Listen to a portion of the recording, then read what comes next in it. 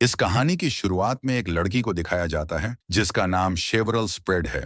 दरअसल वह हाइकिंग के लिए निकली है और उसका सफर 1800 किलोमीटर का है। वह बहुत थक जाती है और पत्थरीले रास्ते में उसका जूता भी गिर जाता है और गुस्से में वह अपना दूसरा जूता भी फेंक देती है। चलो कहानी को शुरू करते हैं और आप चैनल को सब्सक्राइब तो करोगे नहीं? कर लो भाई सब्सक्राइब। कहानी में बताया गया है कि जब शेवरल छोटी थी तब उसकी मां की मौत कैंसर से हो जाती है, जिसके कारण वो डिप्रेशन में चली गई थी और उसने ड्रग्स लेना और अलग अलग लोगों के साथ शारीरिक संबंध बनाने लग गई और उसकी शादी भी लंबी नहीं चल पाई। उसका डाइवोर्स हो गया और डाइवोर्स के बाद उसे पता चला कि वो प्रेग्नेंट है। लेकिन बात यह है कि उसको पता ही नहीं है कि ये किसका बच्चा है, इसलिए वो उसे अपना अबॉर्शन करवाना पड़ता है। वो अपनी जिंदगी से थक जाती है।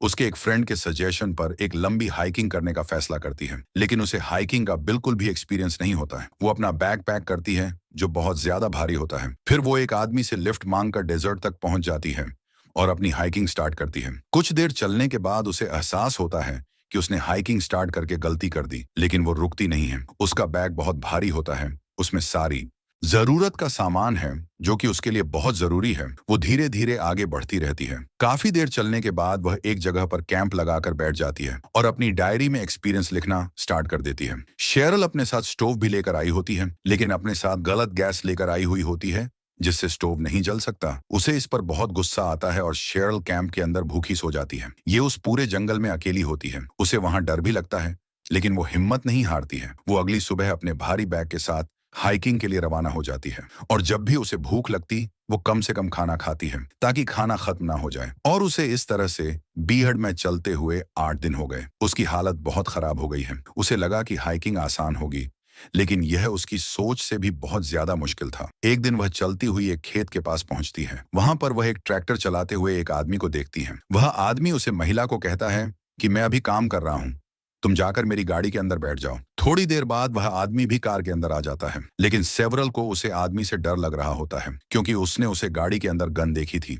सेवरल, मेरे हस्बैंड भी मेरे साथ हाइकिंग पर आए हैं, थोड़ी देर में यहाँ पहुंच जाएंगे। फिर वह आदमी कहता है कि तुम मेरे साथ मेरे घर चल सकती हो, तुम्हें वहां खाना मिल जाएगा। सेवरल को डर लगता है, लेकिन उसके बाद भी वह हाँ बोल देती क्योंकि उसे बहुत जोर से भूख लगी हुई होती है। वह आदमी उसे अपने घर ले जाता है। उसके घर पर उसकी पत्नी भी होती है, जिससे सेवरल को थोड़ी राहत मिलती है। उस आदमी की पत्नी ने उनके लिए खाना भी बनाया होता है। सेवरल को भूख बहुत जोर से लगी होती है, इसलिए वह खाना खाना स्टार्ट कर देती है क्योंकि उसने आज बहुत दिनों के बाद पका हुआ खाना खाया है। अगले दिन सुबह वह आदमी सेवरल को उसके ट्रैक पर वापस छोड़ देता है जहां से उसे पिकअप किया था और वहां से सेवरल फिर से पैदल चलना स्टार्ट कर देती है। फिर वह शाम को अपना कैंप लगाती है और शाम को वह गैस से अपना खाना भी बनती है, जिससे वह बहुत खुश भी होती है। अगले दिन सुबह वह फिर से अपनी हाइकिंग स्टार्ट कर देती है। रास्ते में उसे बेड का सबसे जहरीला सांप भी दिखाई देता है। वो वहां से डरकर भाग जाती है। जब वह रात को सोती है तो उसे बार बार उसे सांप के सपने आते हैं और डर के कारण कैंप से बाहर आती है। लेकिन जब बाहर आती है तो वह सोचती है कि बाहर जंगली जानवर भी होते हैं। उन्हें भगाने के लिए वह जोर जोर से सीटी भी बजती है और टॉर्च भी जलाती है कि जंगली जानवर भाग जाए, और सारे जंगली जानवर वहां से भाग जाते हैं। और अगली सुबह फिर से वह अपने सफर के लिए आगे निकलती है। थोड़ी दूर चलने के बाद उसे एक लड़का नदी के पास में स्नान करते हुए दिखता है। वह उसके पास जाती है। वह बस लड़का बताता है कि वह भी हाइकिंग के लिए निकला हुआ है। लड़का सेवरल को बताता है कि वह उसे कैनेडी मीडोज में मिलेगा। इसके बाद वह लड़का वहां से चला जाता है। उसके बाद सेवरल फिर से अपना सफर अकेले तय करती है। उसे यह सफर करते हुए आज 14 दिन हो गए हैं। आज 14 दिनों के बाद वह कैलिफोर्निया के कैनेडी मीडोज पर पहुंचती है। वहां पर उसे उस लड़के से फिर से मुलाकात होती है। उसे लड़के का नाम ग्रीक होता है। वह उसे और भी हाइकर्स से मिलाता है और बताता है कि सभी हाइकर्स यहाँ पर रुकते हैं। वहां पर उसे अपनी बेस्ट फ्रेंड का भेजा हुआ एक पार्सल भी मिलता है जिसमें कुछ जरूरी सामान भी होता है। वहां पर उसे अपने एक्स हस्बैंड का एक लेटर भी मिलता है जिसमें लिखा हुआ होता है कि मुझे गर्व है कि तुमने 1000 मील की यात्रा पूरी कर ली है। वहां पर उसे एक बूढ़ा आदमी भी मिलता है जिसको हाइकिंग का बहुत एक्सपीरियंस होता है। वह कहता है कि तुम्हारे बैग में जरूर से ज्यादा सामान है जो किसी काम का नहीं है।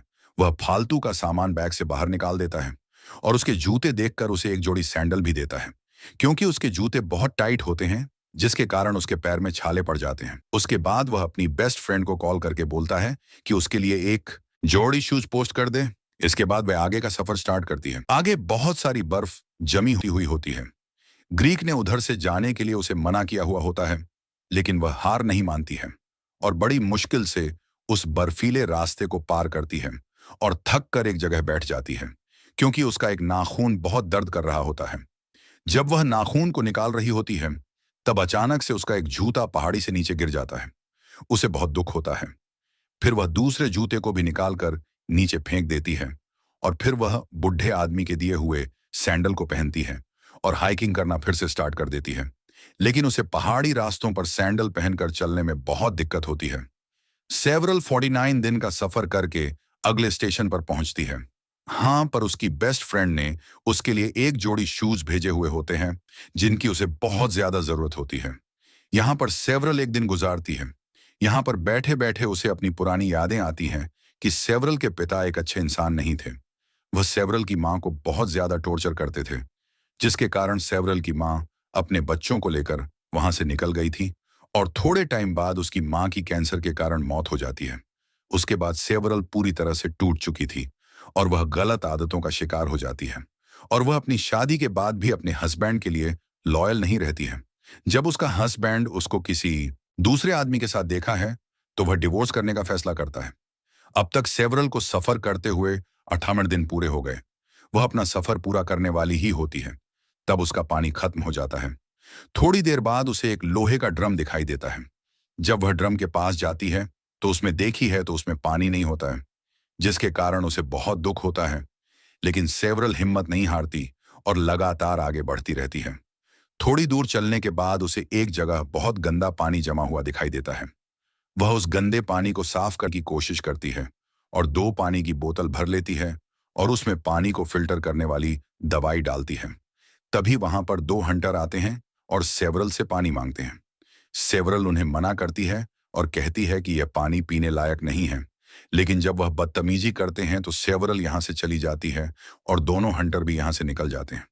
जब दोनों हंटर चले जाते हैं तो थोड़ी देर बाद सेवरल वापस आ जाती है, क्योंकि वह रात को यहीं पर रुकना चाहती है। तभी एक हंटर वापस आ जाता है, जिसे देखकर सेवरल डर जाती है और सेवरल रहती है कि मैं अपना विचार बदल लिया है। उसके बाद वह हंटर वापस चला जाता है। सेवरल भी यहां से चली जाती है और 62 दिन के सफर के बाद वह है एक शहर में पहुंचती है और वहां पर उसकी एक लड़के से मुलाकात होती है, जिसका नाम जोनाथन होता है।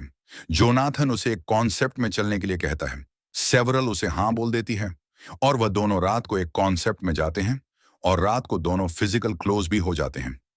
अगले दिन सेवरल फिर अपने सफर के लिए निकल जाती है। उसके आगे होता है माउंट ऑफ नेशनल फॉरेस्ट। यहां पर उसे एक हाइकिंग का ग्रुप भी मिलता है। सेवरल रात में इसी ग्रुप के साथ में रात बिताती है। अगले दिन जब वह आगे बढ़ती है, तो वह देखती है कि एक लामा के ऊपर हाइकिंग का बहुत सारा सामान रखा हुआ है और थोड़ी ही दूर एक बुढ़िया और वह उसका एक पोता भी उसके साथ है। ये दोनों भी हाइकिंग कर रहे होते हैं। बच्चा सेवरल से पूछता है कि तुम्हारी माँ कहाँ पर है। सेवरल दुखी मन से बताती है कि मेरी माँ इस दुनिया में नहीं रही। यह सुनकर उसे बच्चों को बहुत दुख होता है। इसके बाद वह बच्चा और उसकी दादी दोनों यहाँ से चले जाते हैं। उनके जाने के बाद सेवरल अपनी माँ की याद में बहुत ज्यादा रोती है। कल को अब सफर करते हुए पूरे 94 दिन हो चुके हैं और वह पहुंच चुकी है the bridge of dead gods. ये वही ब्रिज है जहां पर सेवरल को अपना सफर खत्म करना है। यहां पर वह खड़ी होकर वह अपनी जर्नी को याद करती है। जब उसने यह जर्नी शुरू की थी, जब वह यह सोच रही थी कि उसे यह यात्रा बंद करके वापस लौट जाना चाहिए। वह सोचती है कि अगर उसने उसे दिन यात्रा बंद कर दी होती, तो उसे यह एक्सपीरियंस कभी नहीं होता जो उसे अभी हुआ है। उसकी एक यात्रा ने उसकी जिंदगी बदल दी, क्योंकि वह नॉर्मल आदमी की तरह पूरी जिंदगी दूसरे लोगों से गिरी रही। ना उसने अपने खुद के लिए टाइम दिया, ना कुछ और किया और ना ही किसी ने उसके बारे में बिल्कुल भी कुछ सोचा। उसने अपना सारा एक्सपीरियंस एक डायरी में लिखा होता है। सफर में उसे एक लोमड़ी भी दिखाई देती है, जो सेवरल की तरफ देख रही होती है। सेवरल सोचती है कि यह उसकी माँ है जो उसे देखने के लिए आई हुई है। यह सारा एक्सपीरियंस उसने अपनी डायरी में लिखा होता है और वो डायरी आगे चलकर बहुत वायरल हो जाती है और सेवरल एक राइटर बन जाती है और वह दूसरी शादी भी कर लेती है। 5 साल के बाद उसको एक बच्चा होता है और 1 साल के बाद एक बच्ची भी होती है और वो अपनी जिंदगी खुशहाली से जीने लग जाती है। अगर सेवरल वो चैलेंज एक्सेप्ट नहीं करती, तो कभी भी अपनी जिंदगी खुशहाली से नहीं जी पाती। इसीलिए जिंदगी में तरक्की वही लोग कर पाते हैं जो चैलेंज को एक्सेप्ट कर पाते हैं। इसी के साथ मूवी खत्म होती है। लेकिन आपने अभी तक चैनल को सब्सक्राइब नहीं किया, कर लो भाई।